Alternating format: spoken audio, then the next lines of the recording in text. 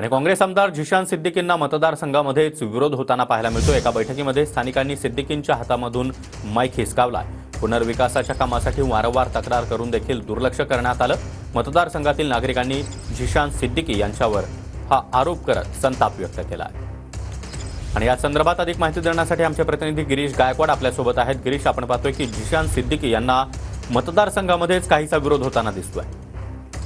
नक्कीच आपण पाहतोय की आता निवडणुकीचे वारे वाहू लागलेले आहेत आणि सर्व आमदार आपापल्या प्रभागामध्ये आता फिरायला त्यांनी सुरुवात केलेली आहे। आणि आता हा मोबाईल व्हिडिओ व्हायरल झालेला आहे। बँड्रा राजीव नगर इथे काँग्रेस आमदार झिशान सिद्दीकींना स्थानिकांनी विरोध केलेला दिसतो आणि स्थानिक नागरिकांकडून आमदार झिशान सिद्दीकी यांना इथून चले जाव असं सुद्धा म्हणण्यात आलं। झिशान सिद्दीकी बोलत असताना त्यांच्या हातातला माईक सुद्धा हिसकावून घेण्याचा प्रयत्न झाला आणि हा सर्व प्रकार मोबाईल कॅमेरामध्ये कैद झालेला आहे। मिळालेल्या माहितीनुसार स्थानिकांचा विरोध न जुमानता इथे नाकावर टिकून पुनर्विकासाचं काम हाती घेण्यात आलंय।